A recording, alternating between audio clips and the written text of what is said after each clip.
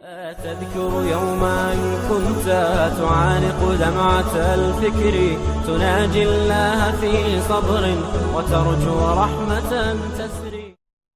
You know what, I committed the sin, but that was my friend who made me commit it. Fair enough, the friend might be involved, but you admit you were wrong. I was wrong, that's it. What I did was unacceptable. I am to blame. That's condition number one. Condition number two, regret it. I need to feel regret and remorse. If a person comes to you and says, listen, I'm sorry for breaking the glass, and they walk away and they're smiling, and you're going to think to yourself, this person's not really sorry. Are they sorry? They're not really sorry. They're just telling you, it's okay, I'm sorry. It's with their mouths.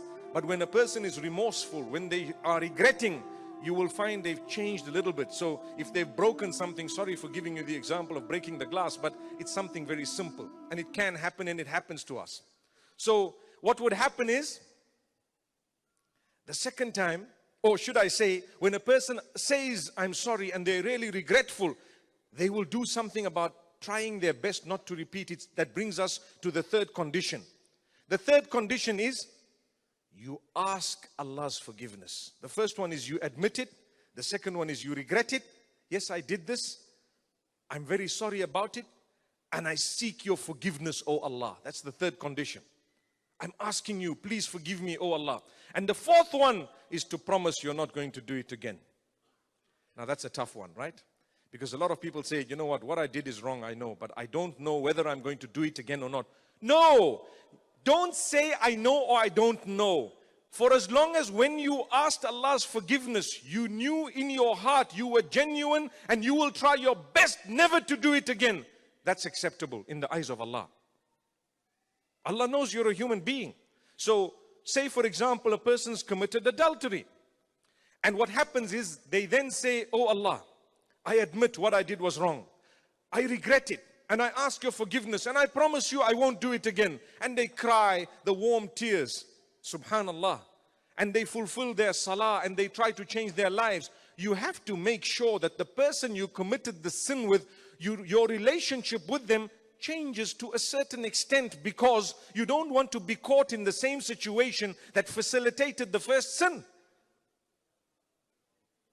And thereafter, if for some reason, sometime later, separated from your seeking of forgiveness from that particular sin, you happen to fall, Allah says, go back and seek the same forgiveness again. What if it happens a third time? Go back. Seek the forgiveness a third time, and a fourth, and a fifth, and infinity. Allah will forgive you. For as long as you asked Him for that forgiveness, that is called, or that is the meaning of the name, At-Tawwab. At-Tawwab. You know, when we say Ta'ibun, subhanallah, it refers to two things. Because the hadith says, Man taba, taballahu alayh. Simple. Man taba, taballahu alayhi. Whoever seeks forgiveness, Allah will forgive them. It's over. That's what the hadith says. You seek forgiveness, Allah will forgive you. Surah Al-Furqan, Allah says, قُلْ يَا عِبَادِيَ الَّذِينَ أَسْرَفُوا عَلَىٰ أَنفُسِهِمْ. It's Surah Al-Zumar. Allah says, لا تقنطوا من رحمة الله إن الله يغفر الذنوب جميعا. O Muhammad sallallahu alayhi wasallam, explain to my worshippers, tell them, and this is why he's explained it so much. Tell them, O my worshippers, those who have transgressed against Allah, and those who have oppressed themselves, الَّذِينَ أَسْرَفُوا عَلَىٰ أَنفُسِهِمْ, those who have gone beyond the limits themselves, they have wronged themselves. Allah subhanahu wa ta'ala says, لا تقنطوا من رحمة الله. Do you want to hear what Allah says? He says, never lose hope in the mercy of Allah, for indeed Allah will forgive every single sin that you've committed, because He is most forgiving, most merciful. I am hopeful. I know I'm a criminal, meaning I know I've done wrong in the eyes of Allah subhanahu wa ta'ala. I know I'm a human being. I know the sins I've committed, but guess what? I'm so hopeful because I have a Lord who's more merciful upon me than my own mother and father.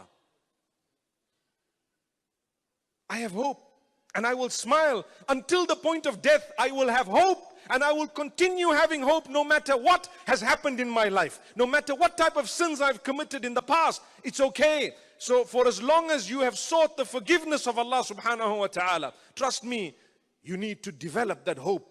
Allah will forgive you. Because why? Shaitan has a plan. What's his plan? He knows Allah instructed us not to lose hope. So he makes us lose hope. And that's exactly what a lot of people do. I receive a lot of messages, a lot of questions, a lot of emails, a lot of comments where people say, will Allah forgive me? The answer is always yes. If you're prepared to seek forgiveness, yes, yes, yes, yes, He will. And perhaps He has already, but you don't even know. Someone told me I've been seeking forgiveness every day 20 times for the one sin I committed a long time back. You know what I told them? MashaAllah, when you seek forgiveness, Allah will elevate your status now, because that sin was probably wiped out with the first time that you asked the forgiveness. The first time you asked it, Allah's wiped it out. Now that you're asking again and again, Allah's elevating your status. Allah's elevating your status higher and higher. But in your heart, you need to know, you need to feel that you are forgiven. We are not so bad that Allah will not forgive us. No way. Don't let people tell you, there's no tawbah for you. Astaghfirullah. May Allah forgive us. Allah says, I am at-tawwab. Ta'ibun means two things. It means the one who seeks the forgiveness. And it can mean the one who has forgiven. But Allah does not call Himself Ta'ib, the one who's forgiven once. He says, at-tawwab. In the Arabic language, when those who have studied emphasis would actually know, it's called ta'keed. When you want to emphasize something, you say tawwabun, means the one who forgives those who sinned and repented, and then they sinned and repented, and then they sinned and repented, and then they sinned and repented, then they sinned and repented, right up to the end. That is at-tawwab. He is the one, at-tawwab.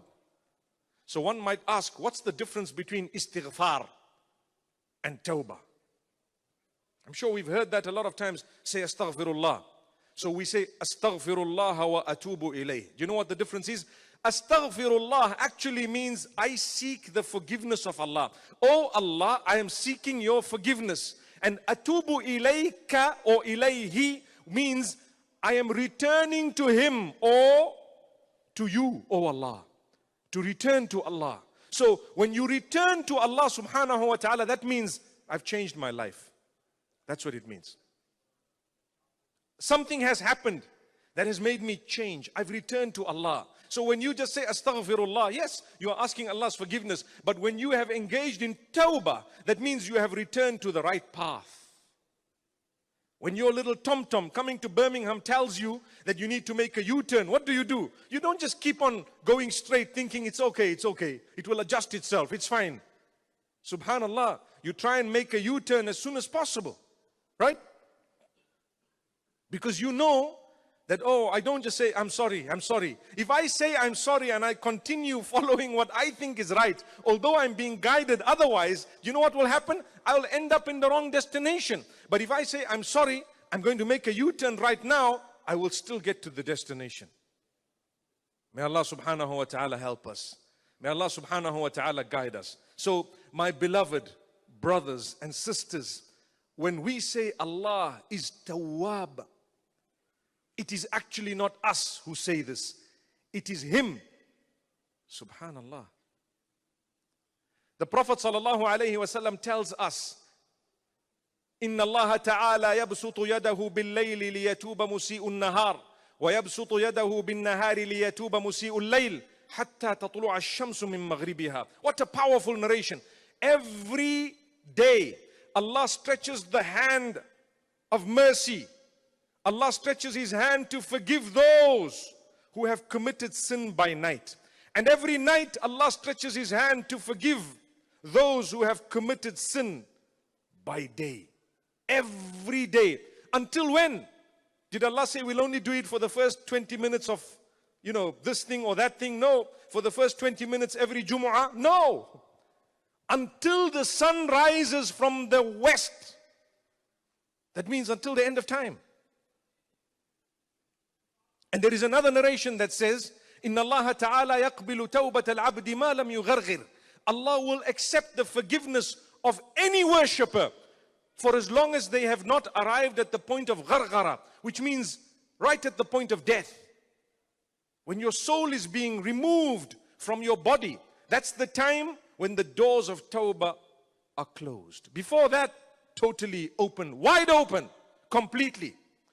That is at-tawwab. That is the mercy of Allah. My brothers and my sisters, never lose hope in that mercy of Allah. He loves you. And I promise you, when you have difficulty and hardship, you need to know that's the reason why we're on earth. Nobody on earth does not have difficulties or hardship, including the presidents and the wealthy and the leaders and those who have materialistically absolutely everything. They also have problems. They have issues. There will also come a day when they too will die. They will be on their deathbeds just like the others, more powerful and more wealthy and more good looking, were on their deathbeds just before they died. You know, but we're going to a better place. Definitely. I have absolutely no doubt. Allah does not allow you to suffer beyond a certain point. But when Allah subhanahu wa ta'ala tests you with something you may perceive as negativity, it's actually supposed to draw you closer to Him. It's supposed to make you realize that this world is something temporary. This world is something that is not supposed to be filled with all the roses. Perhaps I have more than I deserve. It's the gift of Allah. But when I get into the hereafter, I will definitely see a lot. I will definitely then have the best of the best. Allah has promised that to me. So this is why when we say at-tawwab, we need to smile. And we need to say, that's my Lord, that's my Maker, subhanallah. You know, if your son or your daughter or your relative or someone you know happens to be very, very famous or happens to be the best sportsman, certain field, mashallah, we have Mu'in Ali with us. May Allah subhanahu wa ta'ala grant him goodness and ease. But at the same time, okay, let's use his example. When he clocked the century a little while back, right? What did we say? My boy, that. Right? That's our boy, man. Do you get my point? That's our guy, man. Make dua for him. May Allah subhanahu wa ta'ala make us champions of the deen. Remember, whatever you're doing in life, you're always an ambassador of the deen. Every one of us. Even if you're walking in the streets of Birmingham, you're an ambassador of the deen. Carry yourself well. That alone is da'wah. Carrying yourself well is already the beginning of da'wah. Even without uttering one word. So we say, we get happy. You say, hey, that's my guy. That's our dude, man. Wallahi, I want to teach you something. The example of Allah is far higher than anything we would be able to cite. But whenever we hear the names of Allah, we should say, that's my Rabb.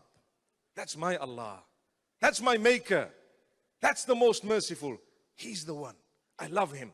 You dedicate total, absolute, unconditional love, not to your boyfriend or girlfriend, no, to Allah. And then you know what will happen. That's Allah subhanahu wa ta'ala. Dedicate your love to Him. Salatul Fajr comes, that's a tawab. You know what I'm going to do? Set my clock half an hour ahead of time, and I'm going to get up and say, I love you, Allah. This is just for you. Allahu Akbar. And I get up and I make my wudu, and I know how difficult it is. Subhanallah. You know how fortunate you guys are? You can set your clock for 7:30 and you can still catch Salatul Fajr. We can never do that in Africa. Impossible. One of the perks. One of the perks. You can be fasting every Monday and Thursday and every 13th, 14th, 15th of the lunar month. And you know what it will be? Early breakfast and a late lunch. That's all it is. And you'd have fasted. Wow. And it's not wrong to shift to Africa when Ramadan comes, because then we have the bonus. At least at this time, may Allah subhanahu wa ta'ala bless us. May Allah grant you ease. You see, the deen, Islam is a beautiful religion. Allah is the best ever. The deity that is obviously the highest. Nothing compares with Allah subhanahu wa ta'ala. We are fortunate we have Him as our Rabb, as our Maker. Because I promise you, if He wanted to punish us, He could have done it a long time back. But Allah subhanahu wa ta'ala says, وَمَا كَانَ اللَّهُ مُعَذِّبَهُمْ وَهُمْ يَسْتَغْفِرُونَ. Allah will never punish them while they are seeking forgiveness. This is why when something happens to you, the first thing you say, obviously we say, Inna lillahi wa inna ilayhi raji'un, depending on what exactly has happened.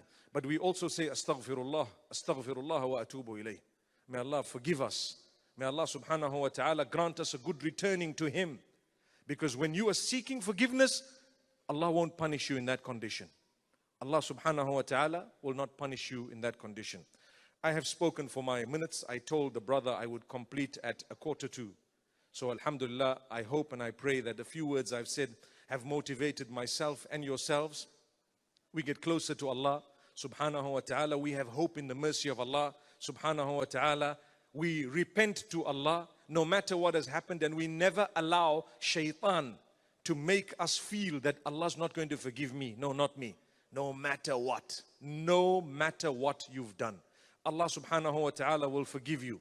Do you know that shirk is a sin that Allah does not forgive? But a lot of us don't understand what that means. There's no contradiction in what I'm saying, because when Allah says I don't forgive shirk, He's talking about those who die without repenting. If someone dies without repenting, the mercy of Allah is, He says, I can forgive all the sins, but shirk is one thing. I'm just telling you now, I'm not going to forgive that. So say for example, I've committed so many sins and I died. May Allah not let that happen to me. But if I died without asking Allah's forgiveness, He will forgive me. He's looking for any excuse to forgive all my sins besides one. So when we say Allah will not forgive shirk, we're talking about those who've died in that condition without repenting. Then Allah warns you with a stronger warning. Because if you look at the Sahaba, the companions of Rasulullah sallallahu alaihi wasallam, the majority of them, they were actually mushrikeen prior to accepting Islam. They were polytheists. They worshipped idols and stones and so on. What happened? Innal Islam yajubbu ma qablah. The minute they entered the fold of Islam, everything deleted. The same applies to Tawbah.